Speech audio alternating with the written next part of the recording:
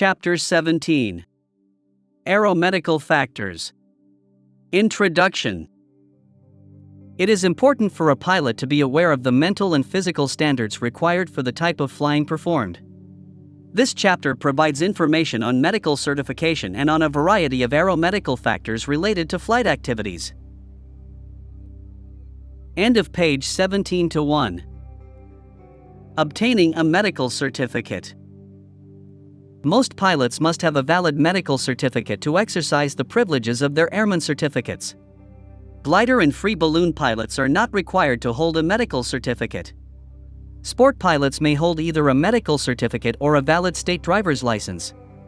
Regardless of whether a medical certificate or driver's license is required, 14 CFR 61.53 requires every pilot not to act as a crew member if they know, or have reason to know, of any medical condition that would make them unable to operate the aircraft in a safe manner.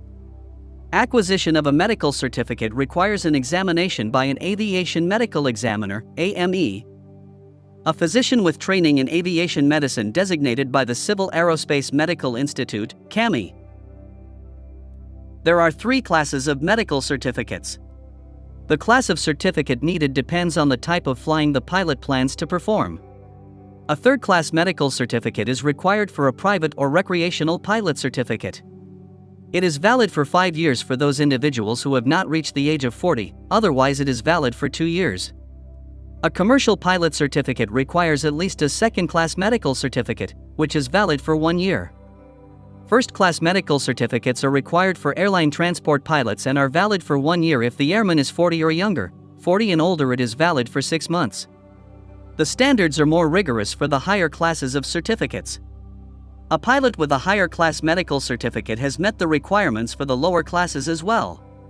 Since the required medical class applies only when exercising the privileges of the pilot certificate for which it is required, a first-class medical certificate would be valid for 1 year if exercising the privileges of a commercial certificate in 2 or 5 years, as appropriate, for exercising the privileges of a private or recreational certificate. The same applies for a second-class medical certificate. The standards for medical certification are contained in Title 14 of the Code of Federal Regulations, 14 CFR, Part 67, and the requirements for obtaining medical certificates can be found in 14 CFR Part 61. Students who have physical limitations, such as impaired vision, loss of a limb, or hearing impairment may be issued a medical certificate valid for student pilot privileges only while learning to fly. Pilots with disabilities may require special equipment to be installed in the aircraft, such as hand controls for pilots with paraplegia. Some disabilities necessitate a limitation on the individual's certificate. For example, impaired hearing would require the limitation not valid for flight requiring the use of radio. When all the knowledge, experience, and proficiency requirements have been met and a student can demonstrate the ability to operate the aircraft with the normal level of safety, a Statement of Demonstrated Ability, SOTA, can be issued. This waiver, or SOTA, is valid as long as the physical impairment does not worsen. Contact the local Flight Standards District Office, FSDO, for more information on this subject. The FAA Medical Standards, 14 CFR Part 67, specify 15 medical conditions that are considered disqualifying by history or clinical diagnosis. Regardless of when one of these conditions was diagnosed and treated, an airman may not be issued a medical certificate except through a process called a Special Issuance Authorization, as explained in 14 CFR Part 67, Section 67.401. A special issuance is a discretionary issuance by the FAA Federal Air Surgeon and requires satisfactory completion of special testing determined by the FAA to demonstrate that an airman is safe to fly for the duration of the medical certificate issued. The specific disqualifying conditions include 1. Diabetes mellitus requiring oral hypoglycemic medication or insulin. 2. Angina pectoris. 3. Coronary heart disease that has been treated or, if untreated, that has been symptomatic or clinically significant. 4. Myocardial infarction. 5. Cardiac valve replacement. 6. Permanent cardiac pacemaker. 7. Heart replacement. 8. Psychosis. 9. Bipolar disorder. 10. Personality disorder that is severe enough to have repeatedly manifested itself by overt acts. 11. Substance dependence, including alcohol. 12. Substance abuse. 13. Epilepsy. 14. Disturbance of consciousness and without satisfactory explanation of cause. 15. Transient loss of control of nervous system functions without satisfactory explanation of cause. However, this list includes only the mandatory disqualifying conditions. There are many other medical conditions that fall into the general medical conditions section of the regulations that are considered by the FAA to be disqualifying even though they are not stated in the regulations. Conditions such as cancer, kidney stones, neurologic and neuromuscular conditions including Parkinson's disease and multiple sclerosis, certain blood disorders, and other conditions that may progress over time require review by the FAA before a medical certificate may be issued. End of page 17-2. The important thing to remember is that with very few exceptions, all disqualifying medical conditions may be considered for special issuance. If you can present satisfactory medical documentation to the FAA that your condition is stable, the chances are good that you will be able to qualify for an authorization. Health and physiological factors affecting pilot performance. A number of health factors and physiological effects can be linked to flying. Some are minor, while others are important enough to require special attention to ensure safety of flight. In some cases, physiological factors can lead to in-flight emergencies. Some important medical factors that a pilot should be aware of include hypoxia, hyperventilation, middle ear and sinus problems, spatial disorientation, motion sickness, carbon monoxide, CO, poisoning, stress and fatigue, dehydration, and heat stroke.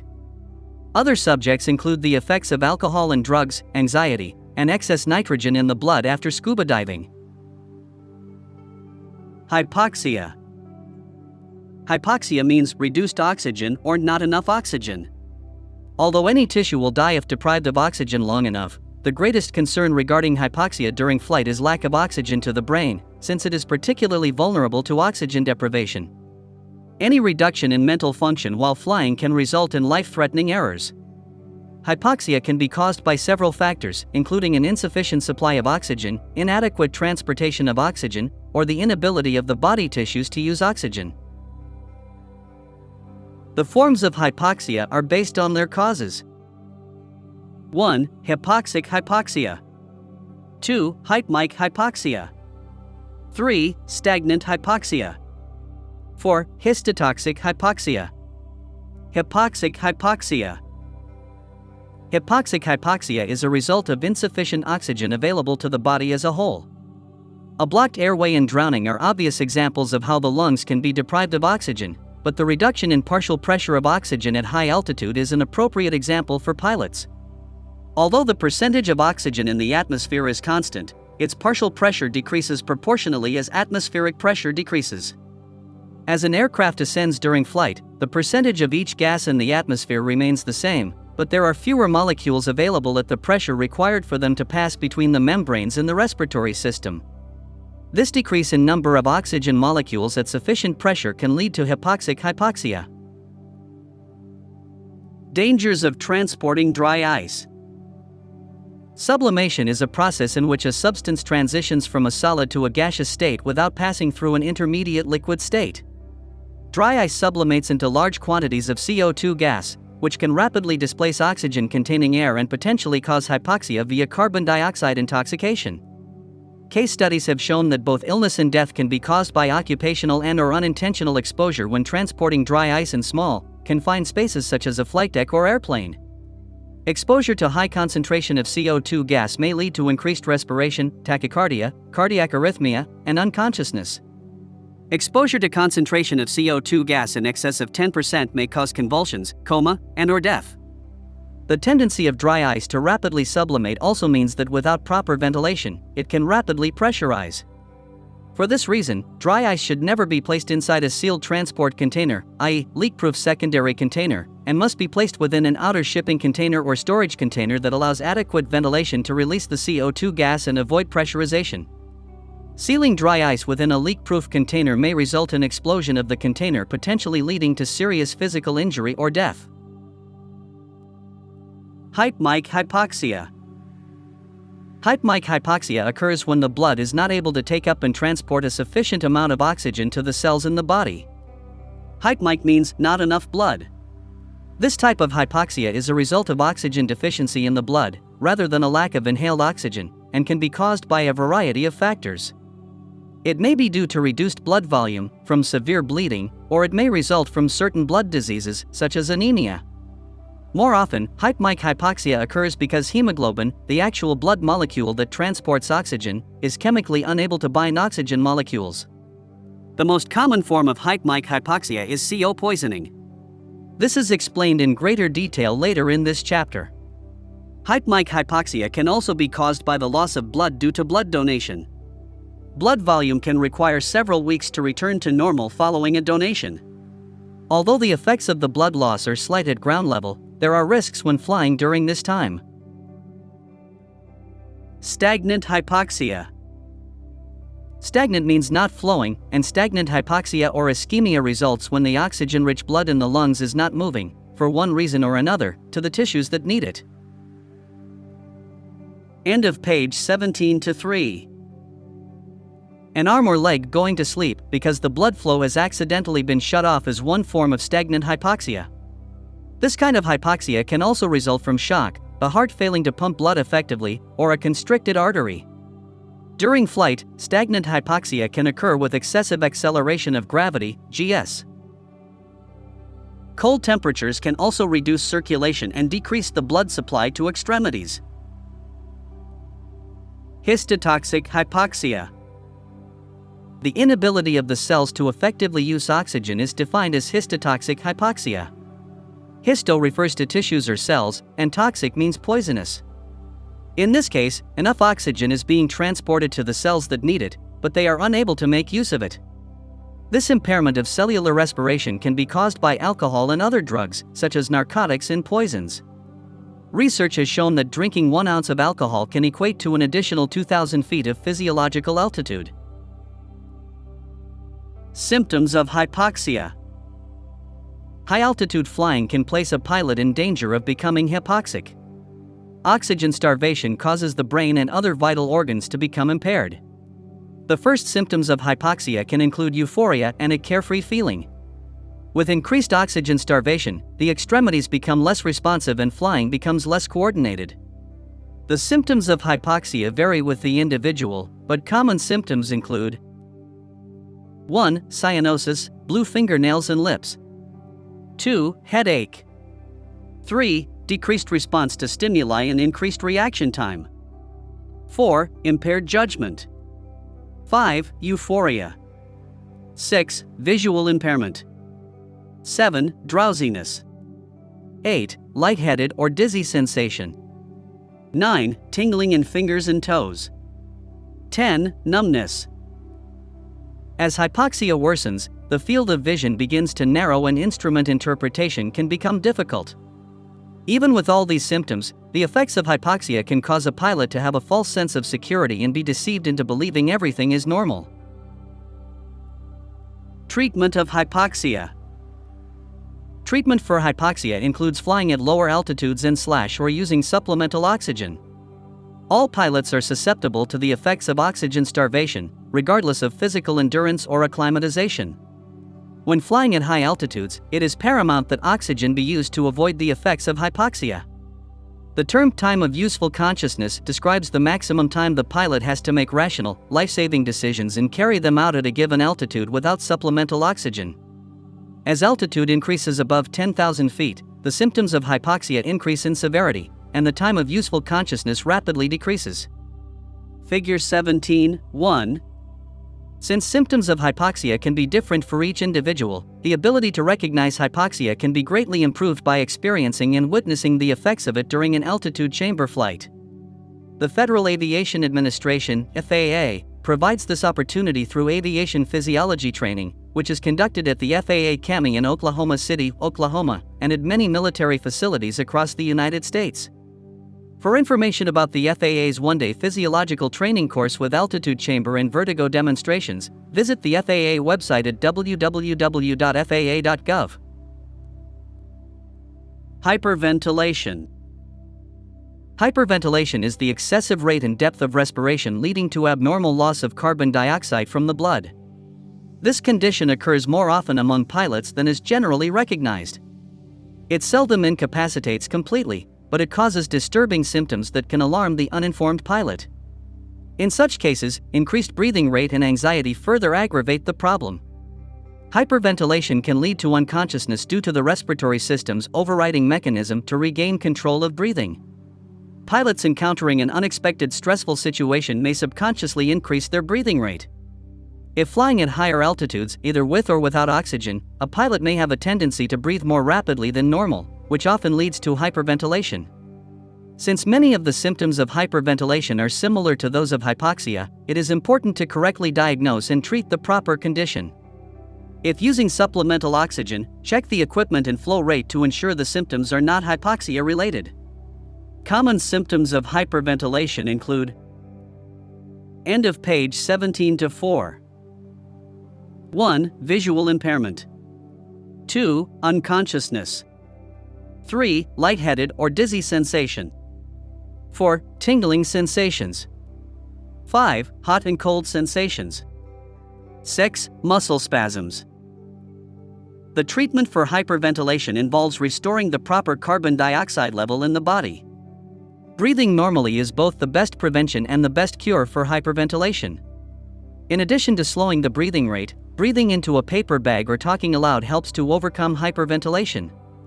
Recovery is usually rapid once the breathing rate is returned to normal. Middle ear and sinus problems. During climbs and descents, the free gas formerly present in various body cavities expands due to a difference between the pressure of the air outside the body and that of the air inside the body. If the escape of the expanded gas is impeded, pressure builds up within the cavity and pain is experienced. Trapped gas expansion accounts for ear pain and sinus pain, as well as a temporary reduction in the ability to hear. The middle ear is a small cavity located in the bone of the skull. It is closed off from the external ear canal by the eardrum.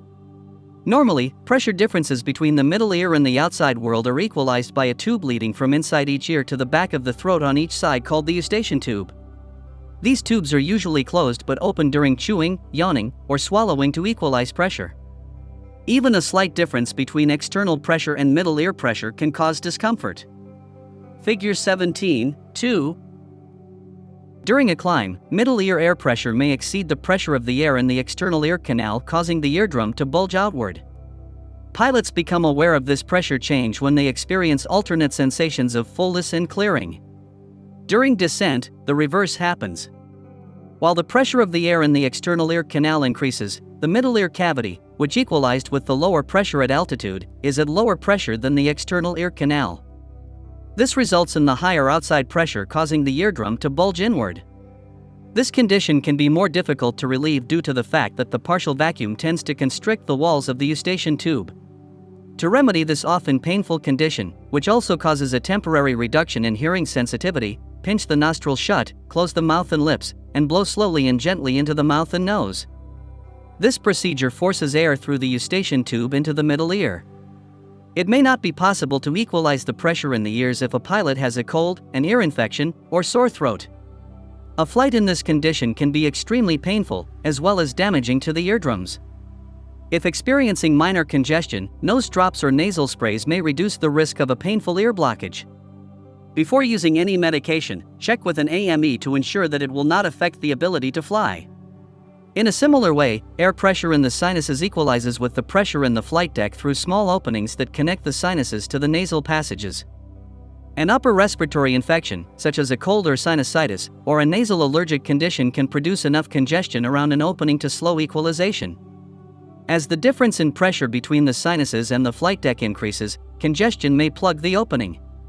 This sinus block occurs most frequently during descent.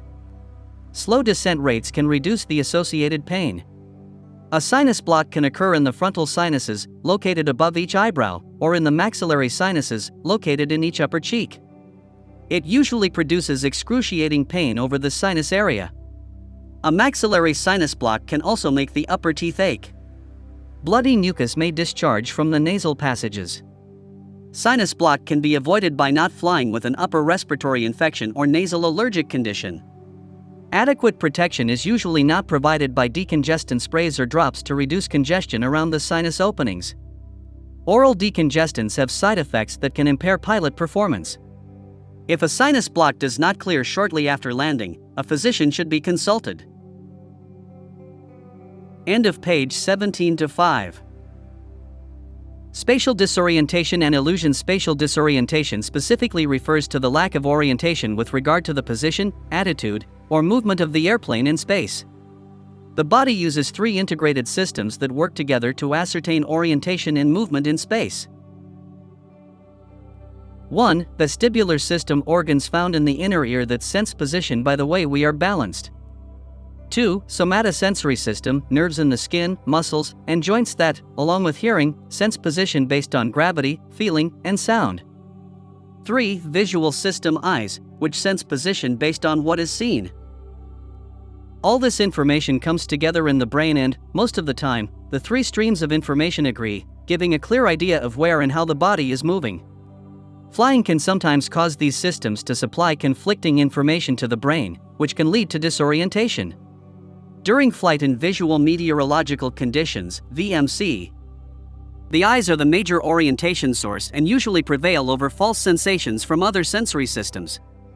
When these visual cues are removed, as they are in instrument meteorological conditions, IMC, false sensations can cause a pilot to quickly become disoriented. The vestibular system in the inner ear allows the pilot to sense movement and determine orientation in the surrounding environment. In both the left and right inner ear, three semicircular canals are positioned at approximate right angles to each other. Figure 17.3. Each canal is filled with fluid and has a section full of fine hairs. Acceleration of the inner ear in any direction causes the tiny hairs to deflect, which in turn stimulates nerve impulses, sending messages to the brain. The vestibular nerve transmits the impulses from the utricle, saccule, and semicircular canals to the brain to interpret motion. The somatosensory system sends signals from the skin, joints, and muscles to the brain that are interpreted in relation to the Earth's gravitational pull. These signals determine posture. Inputs from each movement update the body's position to the brain on a constant basis. Seat of the pants flying is largely dependent upon these signals. Used in conjunction with visual and vestibular clues, these sensations can be fairly reliable. However, the body cannot distinguish between acceleration forces due to gravity and those resulting from maneuvering the aircraft, which can lead to sensory illusions and false impressions of an aircraft's orientation and movement. Under normal flight conditions, when there is a visual reference to the horizon and ground, the sensory system in the inner ear helps to identify the pitch, roll, and yaw movements of the aircraft. When visual contact with the horizon is lost, the vestibular system becomes unreliable. Without visual references outside the aircraft, there are many situations in which combinations of normal motions and forces create convincing illusions that are difficult to overcome. Prevention is usually the best remedy for spatial disorientation. Unless a pilot has many hours of training in instrument flight, flight should be avoided in reduced visibility or at night when the horizon is not visible. A pilot can reduce susceptibility to disorienting illusions through training and awareness and learning to rely totally on flight instruments. End of page 17-6. Vestibular illusions. The leans. A condition called the leans is the most common illusion during flight and is caused by a sudden return to level flight following a gradual and prolonged turn that went unnoticed by the pilot. The reason a pilot can be unaware of such a gradual turn is that human exposure to a rotational acceleration of 2 degrees per second or lower is below the detection threshold of the semicircular canals. Figure 17.4. Leveling the wings after such a turn may cause an illusion that the aircraft is banking in the opposite direction. In response to such an illusion, a pilot may lean in the direction of the original turn in a corrective attempt to regain the perception of a correct vertical posture. Coriolis illusion. The Coriolis illusion occurs when a pilot has been in a turn long enough for the fluid in the ear canal to move at the same speed as the canal. A movement of the head in a different plane, such as looking at something in a different part of the flight deck, may set the fluid moving, creating the illusion of turning or accelerating on an entirely different axis. This action causes the pilot to think the aircraft is performing a maneuver it is not. The disoriented pilot may maneuver the aircraft into a dangerous attitude in an attempt to correct the aircraft's perceived attitude. For this reason, it is important that pilots develop an instrument crosscheck or scan that involves minimal head movement. Take care when retrieving charts and other objects in the flight deck. If something is dropped, retrieve it with minimal head movement and be alert for the Coriolis illusion. Graveyard spiral. As in other illusions, a pilot in a prolonged coordinated, constant rate turn may experience the illusion of not turning. During the recovery to level flight, the pilot will then experience the sensation of turning in the opposite direction, causing the disoriented pilot to return the aircraft to its original turn. Because an aircraft tends to lose altitude in turns unless the pilot compensates for the loss in lift, the pilot may notice a loss of altitude. The absence of any sensation of turning creates the illusion of being in a level descent. The pilot may pull back on the controls in an attempt to climb or stop the descent. This action tightens the spiral and increases the loss of altitude. This illusion is referred to as a graveyard spiral. Figure 17.5. This may lead to a loss of aircraft control. Somatographic illusion. A rapid acceleration, such as experienced during takeoff, stimulates the otolith organs in the same way as tilting the head backwards. This action may create what is known as the somatographic illusion of being in a nose-up attitude, especially in conditions with poor visual references. The disoriented pilot may push the aircraft into a nose-low or dive attitude. A rapid deceleration by quick reduction of the throttles can have the opposite effect, with the disoriented pilot pulling the aircraft into a nose-up or stall attitude. End of page 17-7. Inversion illusion. An abrupt change from climb to straight and level flight can stimulate the otolith organs enough to create the illusion of tumbling backwards, known as inversion illusion. The disoriented pilot may push the aircraft abruptly into a nose-low attitude, which may intensify this illusion. Elevator illusion.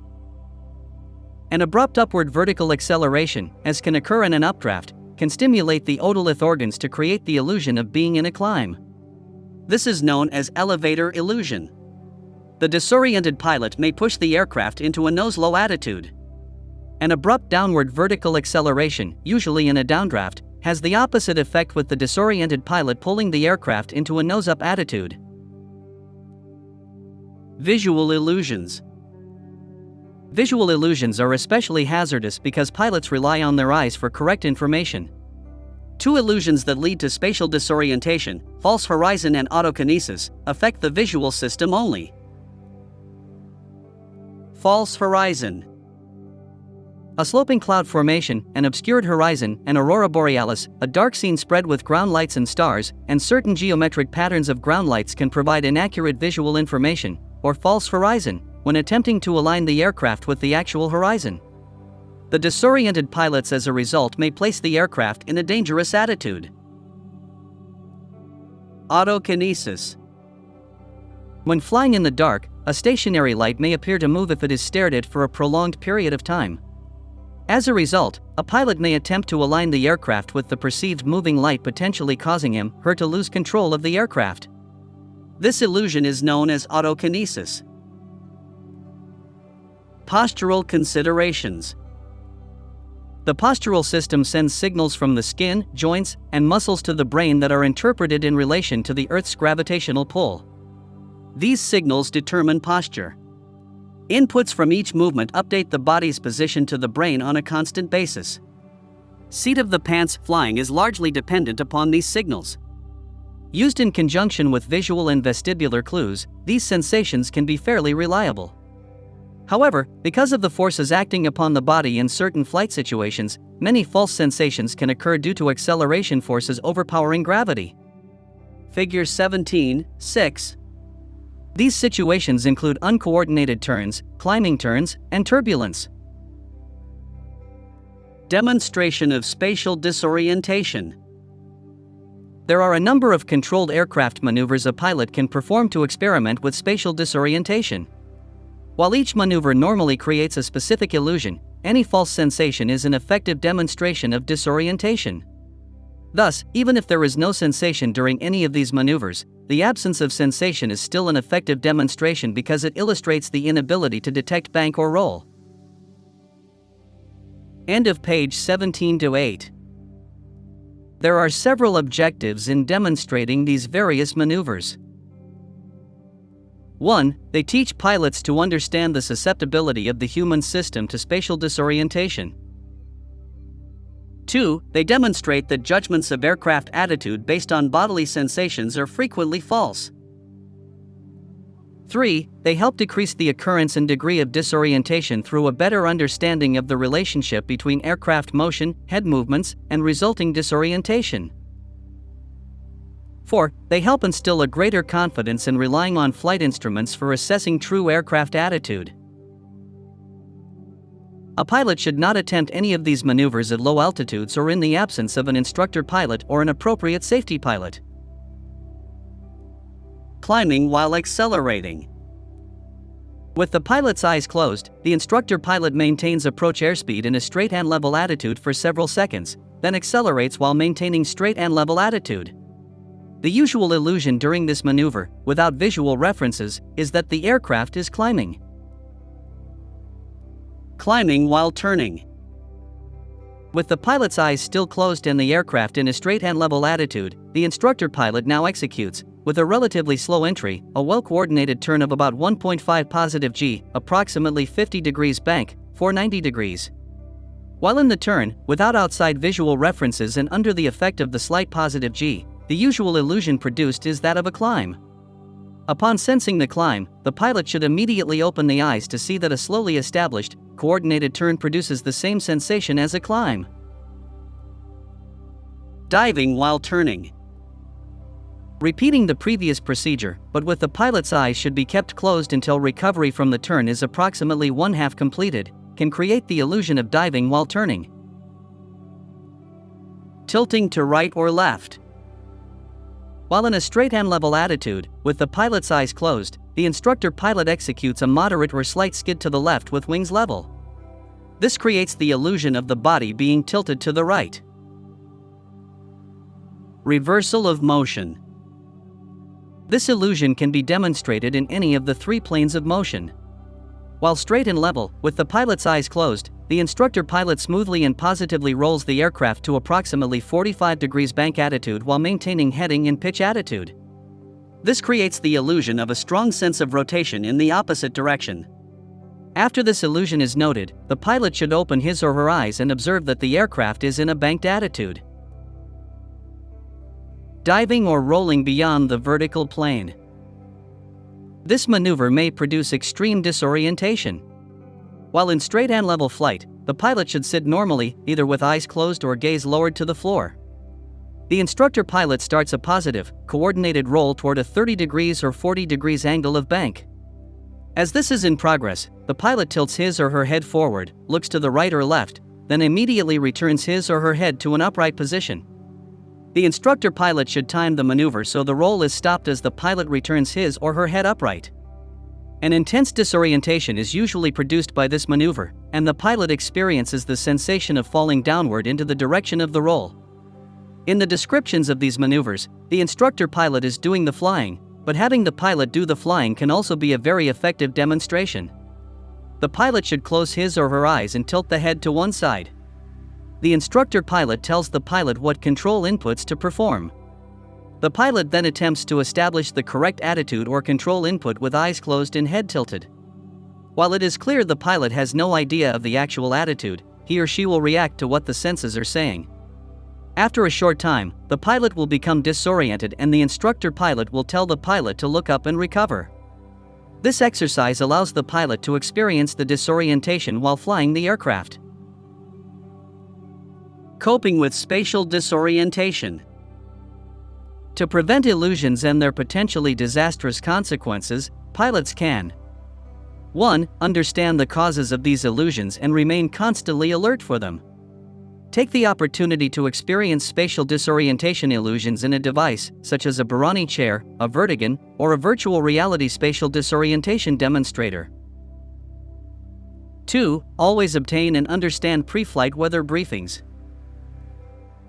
3. Before flying in marginal visibility, less than 3 miles, or where a visible horizon is not evident, such as flight over open water during the night, obtain training and maintain proficiency in aircraft control by reference to instruments. 4.do Not fly into adverse weather conditions or into dusk or darkness unless proficient in the use of flight instruments. If intending to fly at night, maintain night flight currency and proficiency. Include cross-country and local operations at various airfields. End of page 17 to 9.